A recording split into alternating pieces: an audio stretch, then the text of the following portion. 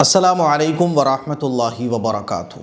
आज मैं आपको बताऊंगा तहज्जुद की फ़जीलत, तहज्जुद की रकाआत, तहज्जुद का वक्त, अहादीस की रोशनी में कि हमारे आका सल्लल्लाहु अलैहि वसल्लम कैसे तहज्जुद की नमाज़ पढ़ा करते थे और हमें तहज्जुद की नमाज़ कैसे पढ़ना चाहिए। वैसे तो हर मुसलमान को अपनी सारी ज़िंदगी तहज्जुद पढ़ने का मामूल बनाना चाहिए, लेकिन हम लोग गुनहगार हैं, ख़ताकार हैं, 5 वक्त की फ़र्ज़ नमाज़ें नहीं पढ़ पाते, तहज्जुद तो बहुत दूर की बात है। लेकिन रमज़ान के महीने में तहज्जुद पढ़ना हर मुसलमान के लिए बहुत आसान है, क्योंकि रमज़ान के महीने में एक माहौल होता है, इंसान के दिल में हिदायत और दीन के कामों को करने का एक शौक़ बढ़ जाता है, हिदायत पाने की तलब और चाहत बढ़ जाती है, तो तहज्जुद पढ़ना बहुत आसान हो जाता है। तो सबसे पहले तो हम तहज्जुद की फ़जीलत जानते हैं और सारी चीज़ें आपको अहादीस मुबारका की रोशनी में बताई जाएंगी। सबसे पहले जानते हैं तहज्जुद की नमाज की फ़जीलत। हज़रत अबू हुरैरा रज़ी अल्लाह तआला अन्हु से रिवायत है कि रसूलुल्लाह सल्लल्लाहु अलैहि वसल्लम ने इरशाद फरमाया, अफ़ज़लुस्सलाति बादल फ़रीदा सलातुल लैल। फ़र्ज़ नमाज़ों के बाद सबसे अफ़ज़ल नमाज नमाज तहज्जुद है। हज़रत अली रज़ी अल्लाह तआला अन्हु से मरवी है, रसूलुल्लाह सल्लल्लाहु अलैहि वसल्लम ने फरमाया कि जन्नत में ऐसे बाला खाने हैं जिनका अंदरूनी हिस्सा बाहर से और बाहर का हिस्सा अंदर से नज़र आता है। तो एक अहराबी खड़ा हुआ और अर्ज़ करने लगा, ए अल्लाह के रसूल, ये बाला खाने किन लोगों के लिए होंगे? तो आप अलैहिस्सलातु वस्सलाम ने इरशाद फरमाया, उसके लिए जो अच्छा कलाम करे, जो अच्छा बोले, मिस्कीनों को खाना खिलाए, हमेशा रोज़े रखे और रात को नमाज़ पढ़े जब दूसरे लोग सो रहे हों, उसको ये मकाम और मर्तबा हासिल होगा। हुज़ूर अलैहिस्सलातु वस्सलाम ने इरशाद फरमाया, अल्लाह ताला रात के आखिरी तिहाई हिस्से में आसमान से दुनिया की तरफ नुज़ूल फरमाता है और कहता है कि कौन है जो मुझसे मांगे और मैं उसको अता करूं। कोई है जो मुझसे बख्शिश और मग़फ़िरत तलब करे कि मैं उसे बख्श दूं। एक और हदीस मुबारक में है कि अल्लाह तबारक व तआला रात के आखिरी हिस्से में बंदे से ज़्यादा करीब होता है। तो अगर हो सके तो तुम उन बंदों में से हो जाओ जो इस मुबारक वक्त में अल्लाह को याद करते हैं। ये आप अलैहिस्सलातु वस्सलाम की अहादीस हैं जिनसे तहज्जुद की फ़जीलत पता चलती है। तहज्जुद का वक्त ये दुआओं के कबूल होने का वक्त है, अल्लाह को पाने का वक्त है, अल्लाह को मनाने का वक्त है, हर तरह की सॉल्यूशन को अल्लाह से मांगने का वक्त है। आप किसी भी परेशानी में मुब्तला हैं, तहज्जुद पढ़ना शुरू कर दीजिए, अल्लाह ताला आपके दिल में एक सुकून अता फरमा देगा। उस परेशानी से फिर आप बेचैन नहीं होंगे, या फिर अल्लाह ताला उस परेशानी का हल आपको दे देगा। तो ये तो तहज्जुद की फ़जीलत हो गई। अब आइए जानते हैं तहज्जुद का वक्त क्या है। तो नमाज तहज्जुद का जो वक्त है वो आधी रात के बाद से शुरू हो जाता है। आधी रात, देखिए इफ्तार का टाइम, रात शुरू हो गई, सहरी का टाइम ख़त्म हुआ तो रात ख़त्म हो गई। तो इफ्तार का टाइम ख़त्म होने से लेकर सहरी का टाइम में जितने घंटे हो रहे हैं उसको आप हाफ़ कर दीजिए। तो हाफ़ जब करेंगे तो वही है आधी रात। यानी अगर आप देख के चले तो 11:30-12 बजे के बाद आधी रात हो जाती है। तो ये टाइम होता है, आपके इलाके में टाइम का डिफरेंस हो सकता है, इसीलिए मैंने कहा कि इफ्तार का टाइम शुरू होने से लेके सहरी का टाइम ख़त्म होने तक का जो टाइम है ये रात का है। इसके जितने भी घंटे आपके इलाके में बन रहे हो उसको आप हाफ़ कर दीजिए तो वही है आधी रात। तो आधी रात के बाद से तहज्जुद का टाइम शुरू हो जाता है। लेकिन सुन्नत तरीक़ा ये है कि इशा पढ़कर आप सो जाइए, है ना, फिर उठकर आधी रात के बाद या रात के आखिरी हिस्से में उठकर नमाज तहज्जुद अदा करें, जैसा कि हज़रत आयशा सिद्दीक़ा रज़ी अल्लाह तआला अन्हा हुज़ूर अकरम सल्लल्लाहु अलैहि वसल्लम के बारे में फरमाती हैं कि आप सल्लल्लाहु अलैहि वसल्लम रात के शुरू हिस्से में नींद फरमाते, आराम फरमाते और आखिरी हिस्से में बेदार हो जाते। आखिरी हिस्सा कौन सा है? वही सहरी का टाइम। सहरी का टाइम ख़त्म होने से पहले के जो 2-3 घंटे हैं वही रात का आखिरी हिस्सा। तो हुज़ूर अलैहिस्सलातु वस्सलाम आखिरी हिस्से में बेदार होते और नमाज तहज्जुद अदा फरमाते, फिर अपने बिस्तर पर वापस चले जाते और जब सुबह फ़जर की अज़ान होती तो हुज़ूर अलैहिस्सलातु वस्सलाम फिर दोबारा उठकर फ़जर की नमाज़ पढ़ाने के लिए तशरीफ़ ले जाते हैं। ठीक है, तो ये तो है तहज्जुद का टाइम और तहज्जुद का वक्त और तहज्जुद का बेस्ट टाइम, रात का आखिरी हिस्सा। ठीक है, अब तहज्जुद की नमाज में रकाआत कितनी होती हैं? हमारे आका सल्लल्लाहु अलैहि वसल्लम कितनी रकात पढ़ा करते थे?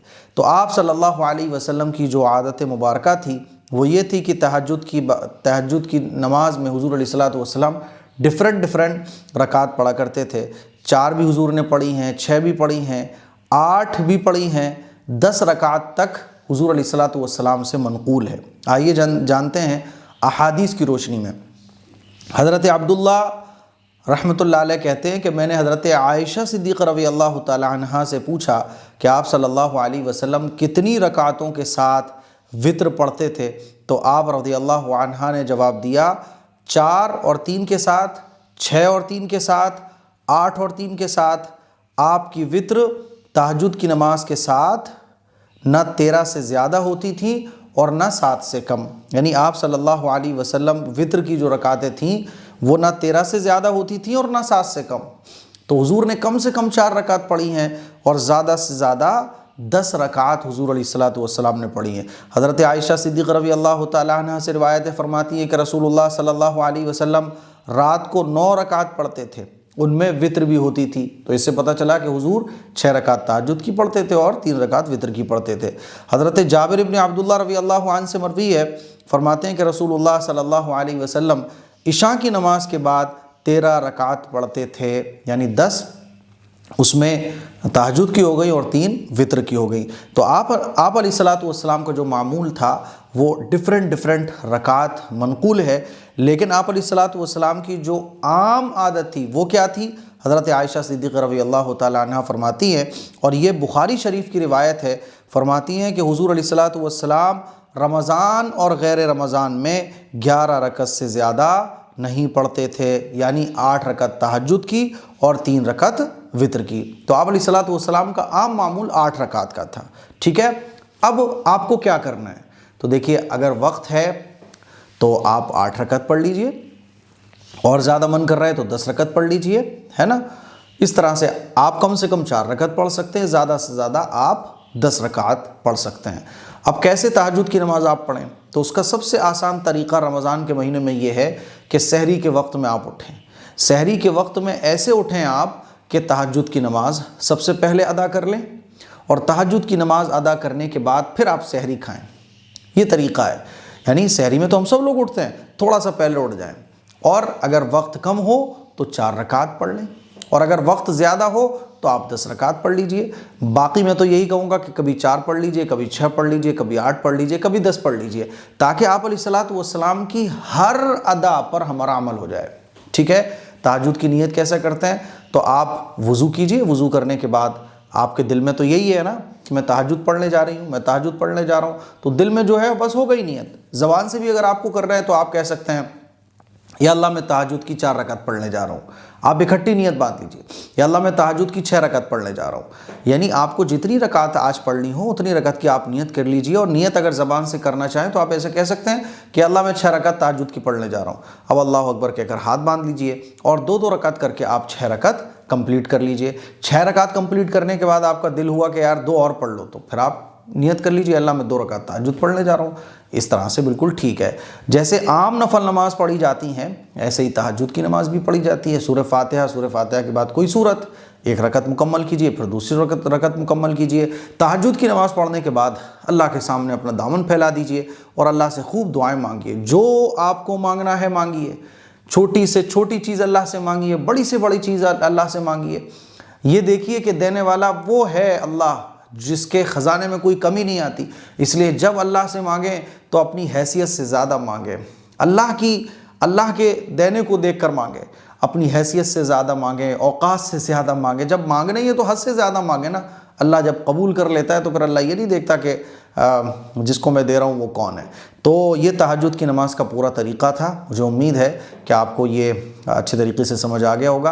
अच्छा, कुछ लोग सहरी में नहीं उठ पाते हैं क्योंकि रात में जागने का आजकल मामूल चल रहा है कि आदमी लेट नाइट जागता है, फिर लेट नाइट सोता है, रात तक जागने का मामूल चल रहा है। तो आधी रात के बाद तहज्जुद का टाइम शुरू हो जाता है।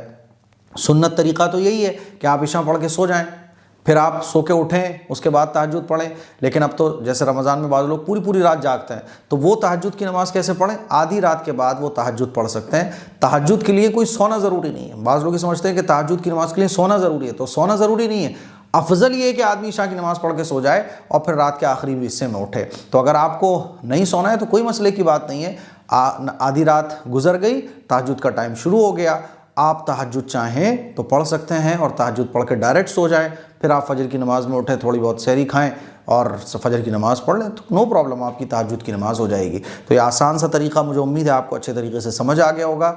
इस क्लिप को शेयर करें, दूसरों तक पहुँचाएँ। अस्सलामु अलैकुम वरहमतुल्लाहि वबरकातुहू।